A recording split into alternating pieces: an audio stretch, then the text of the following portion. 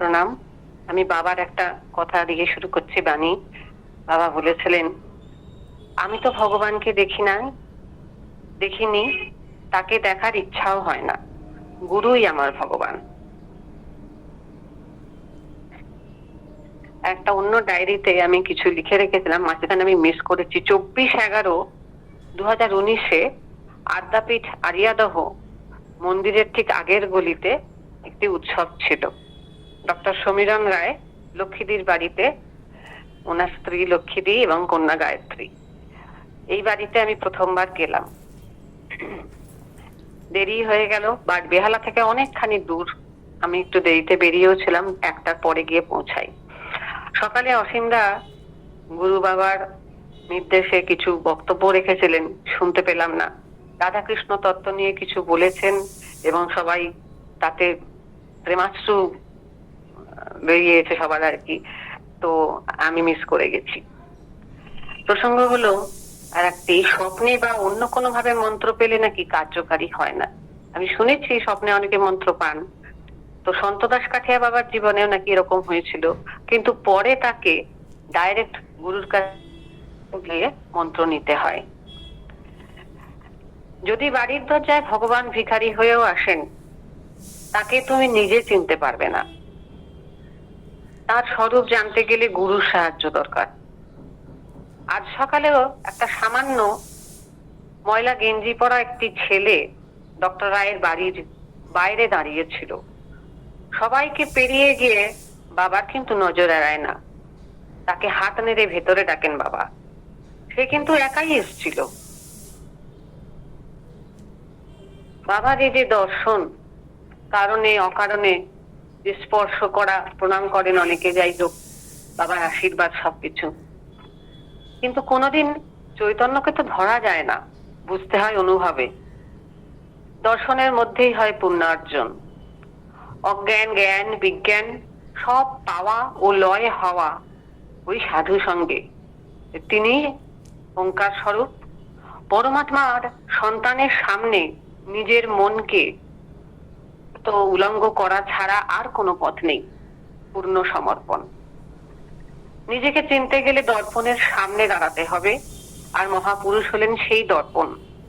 সেটা শুদ্ধ, স্বচ্ছ, মোহকালিমা মুক্ত, যাতে নিজের শরীর বা জীবাত্মাকে স্পষ্ট দেখতে পাওয়া যায় তিনি আছেন আমার মধ্যে সাক্ষী হয়ে।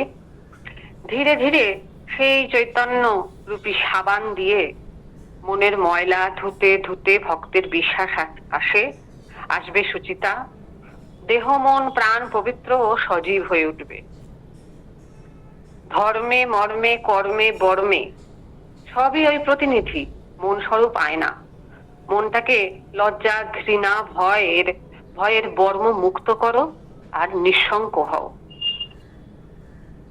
যা গুরুদেব আমিও তাই। আর সব বর্ণ ছেড়ে দিয়ে শুধু অর্ম আই ফিল অ্যারোমা এসেন্স পাবে।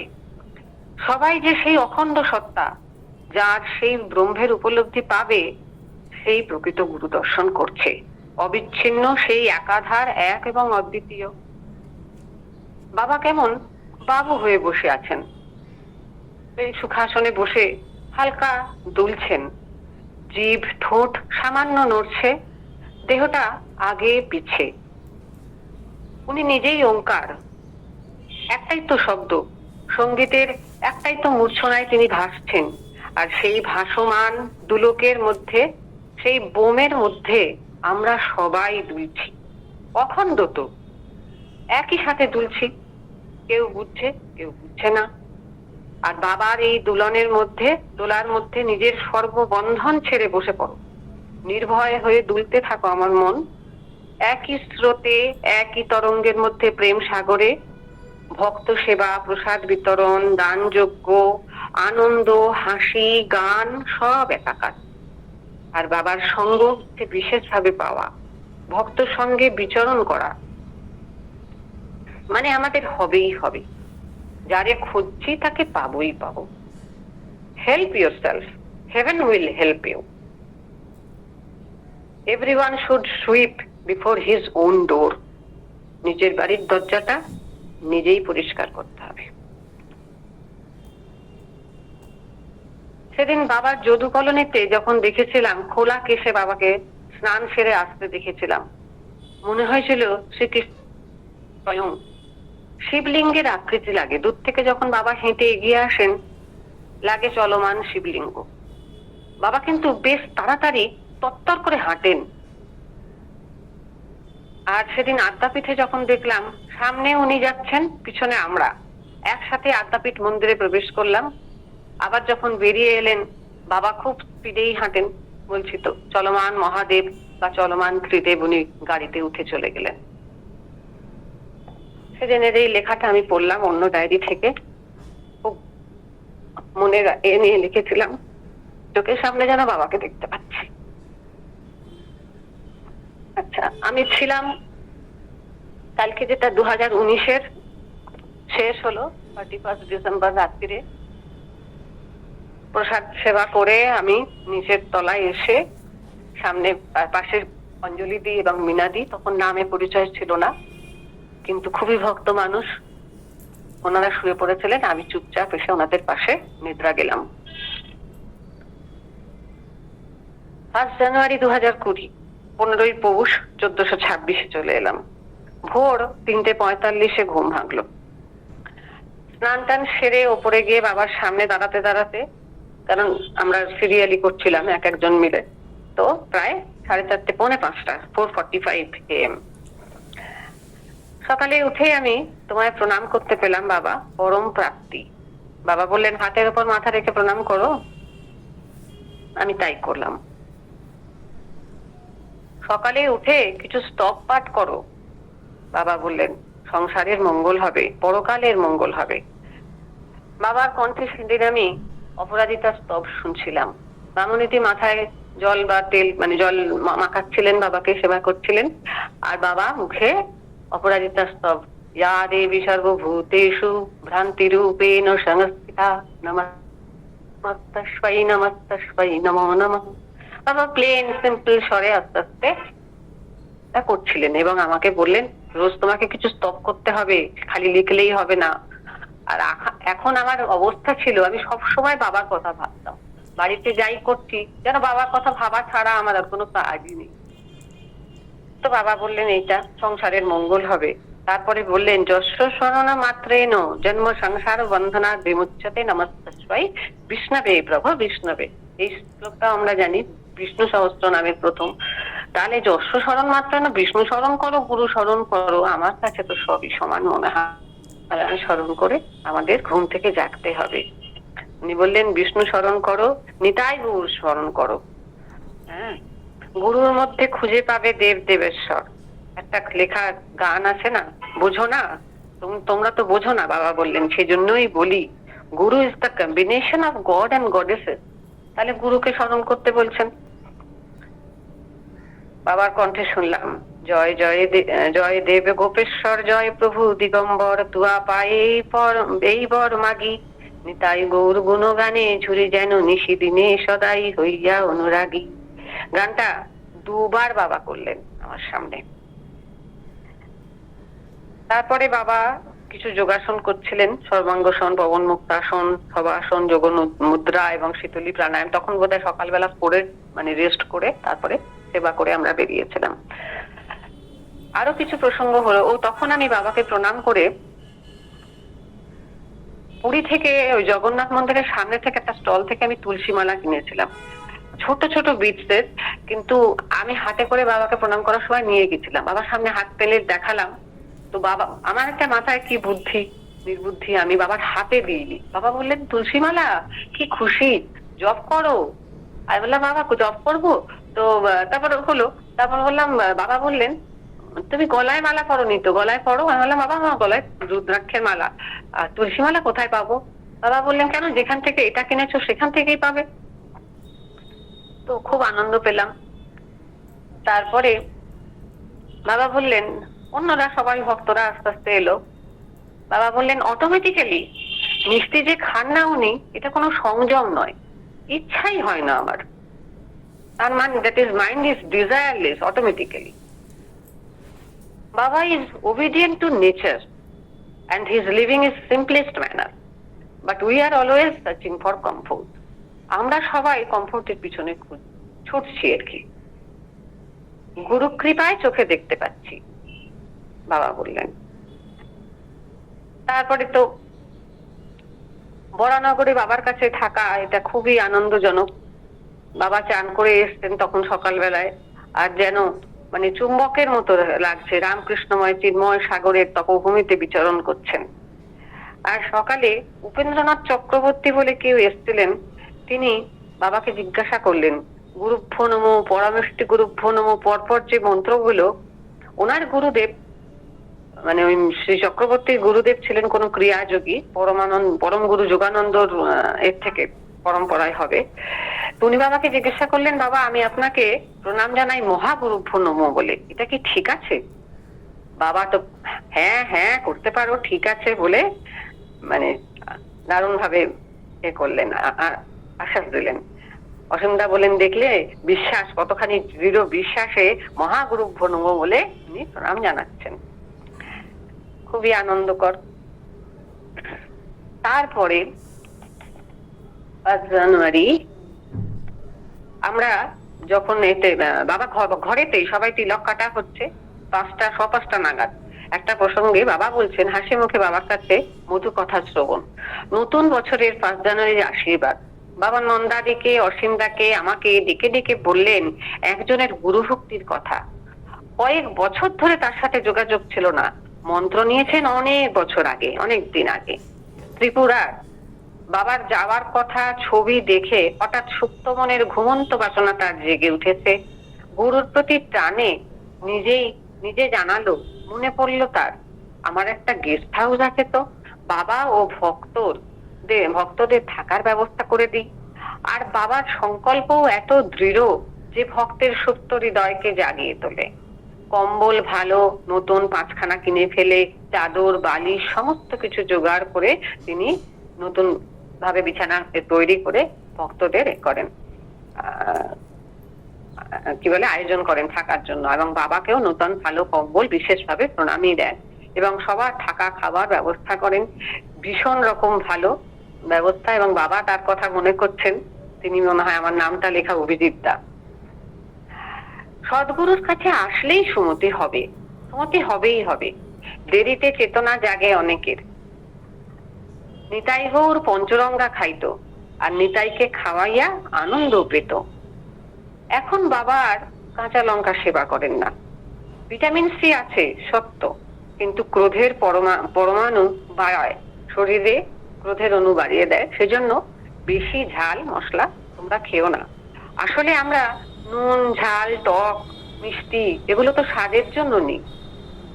যারা বেশি করে না, আমি যতদূর শুনেছি অনেকে নুন ছাড়া খাবার সেবা করে, যাতে স্বাদ কোরকের স্বাদও পরিতৃপ্ত না হয়, জীবের কন্ট্রোল এই পাওয়ারটা বাড়ানোর জন্য। মিষ্টি বেশি কোনো মতেই গ্রহণযোগ্য নয়। মিষ্টি প্যানক্রিয়াসকে অ্যাবনর্মালি ফাংশন করায়।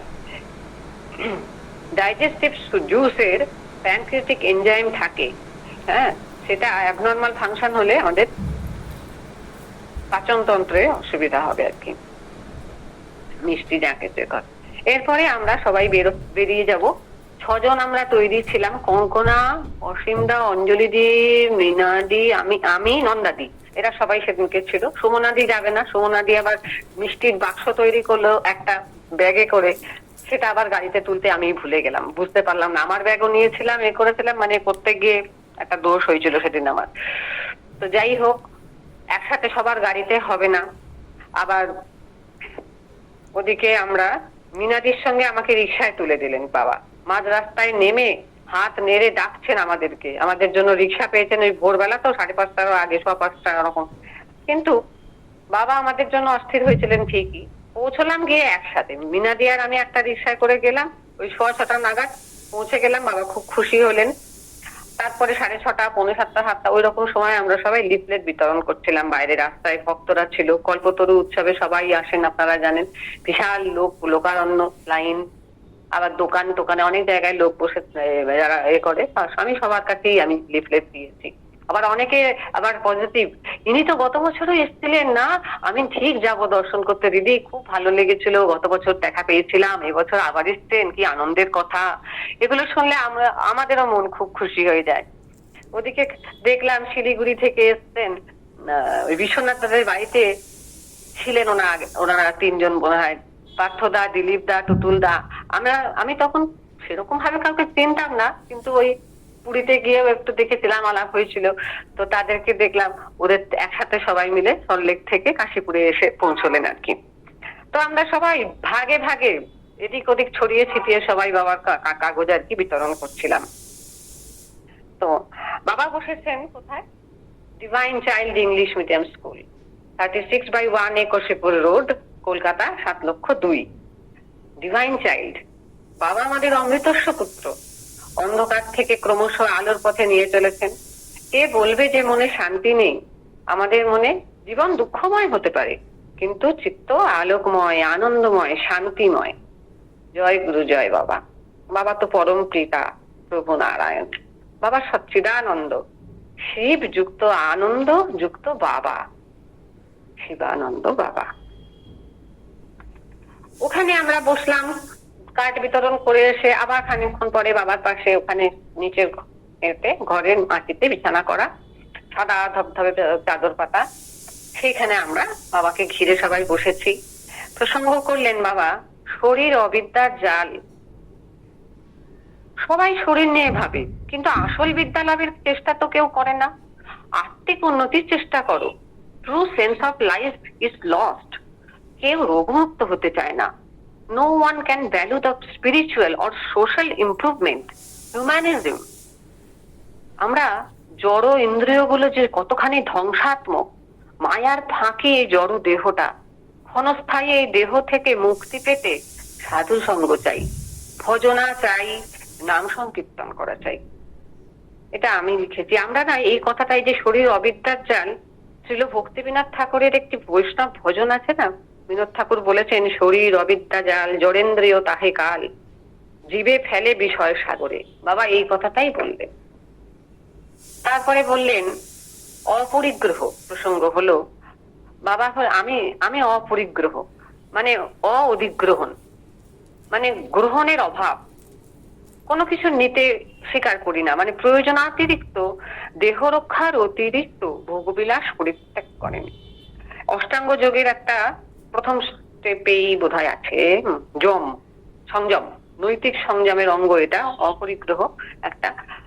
তো দান করতে হয়, কিন্তু দান গ্রহণ করতে নেই, বাবা বলছেন। তাহলে নো সংগ্রহ, নো সঞ্চয়, নো মোহ, নো আসক্তি, শুধু মানসিক শান্তি, উদারতা ও আনন্দ। আর এইরকমই একটা শ্লোক বাবা আগেও একবার বলেছিলেন, যেটা তত্ত্ব সর্বপরিগ্রহ।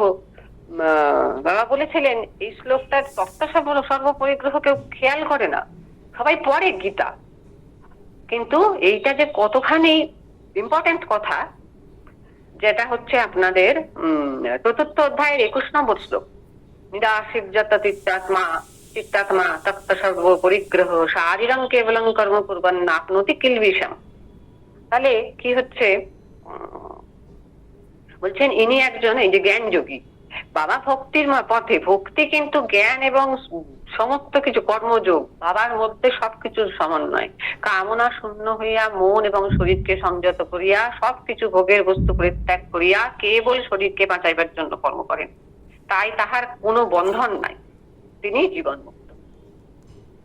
কি সুন্দর, মানে সবকিছু বাবার কাছে থাকলে একটু বোঝা যায়, কিন্তু এই সঙ্গ শুনবো, বুঝবো।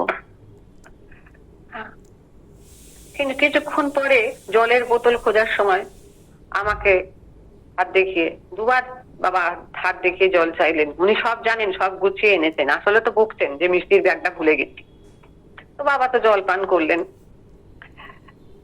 অনেকেই বাবার ছবি বা লিফলেট আস্তে আস্তে ছিঁড়ে দেন, ফেলে দেন, ছড়িয়ে থাকে, বা খিচুড়ি প্রসাদ এখান থেকে ঢাকা দিয়ে নিয়ে চলে যান, কিন্তু সব সময় সদুপয়োগ হয় না।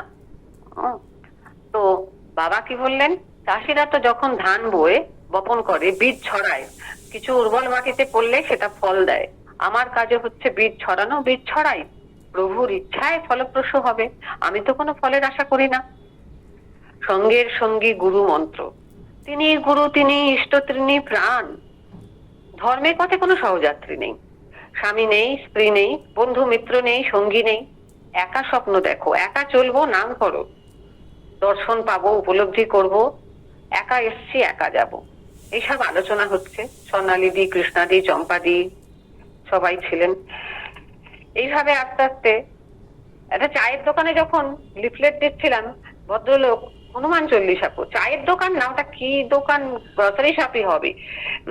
তো উনি হনুমান চাল্লিশা পাঠ করছেন, কিন্তু উনি আমাকে হাত মেরে বললেন, রাখো রাখো, যে কাগজটা আমি বাবার কাগজটা এখানে রাখুন।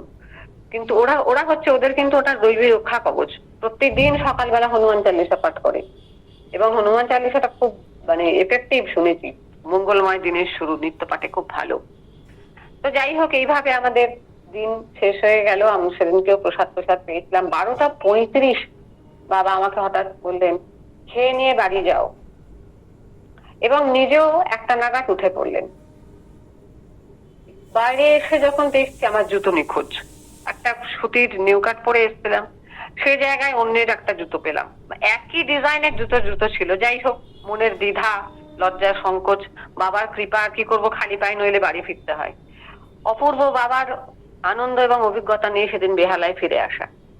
সেদিনকে এই পাশটা 9:30 AM বাবা বললেন, বাবা লিখে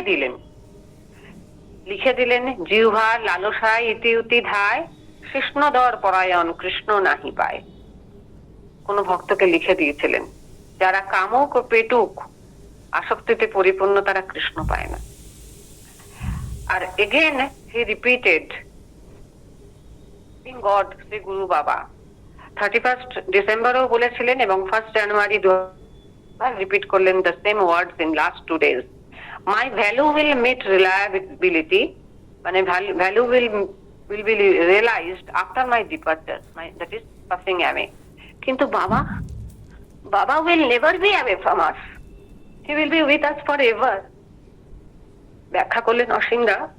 পাইন দাদা বললেন, even Jesus Christ was not realized by the contemporaries. Same with Sri Ramakrishna, Swami Vivekananda, and same with our Shivananda Baba. Gradually people will understand our Baba. We can understand with limited power of our mind and brain. আমাদের বুদ্ধি তো সীমিত, কাকে বুঝবো? যিনি এই পথ ঘাট, ধুলো বালি, গাছপালা, বাড়ি ঘর সবকিছুর মধ্যে যিনি সেই চিন্ময় সত্তাকে দেখছেন, আমাদের কল্পতরু, মহাত্মা দুর্লভ, সেই শিবানন্দ বাবা, যিনি নিজেও চিন্ময়, মানবীয় সত্তার মধ্যে লুকিয়ে বিরাজ করছেন, সর্বব্যাপী বাসুদেব, সেই গুরুদেব। চিন্ময়ং ব্যাপিতং সর্বং ত্রৈলোক্যং তৎপদং দর্শিতং যেন তস্मै শ্রী গুরবে নমঃ। প্রণাম। শেষ করলাম আজকের কথা। জয়।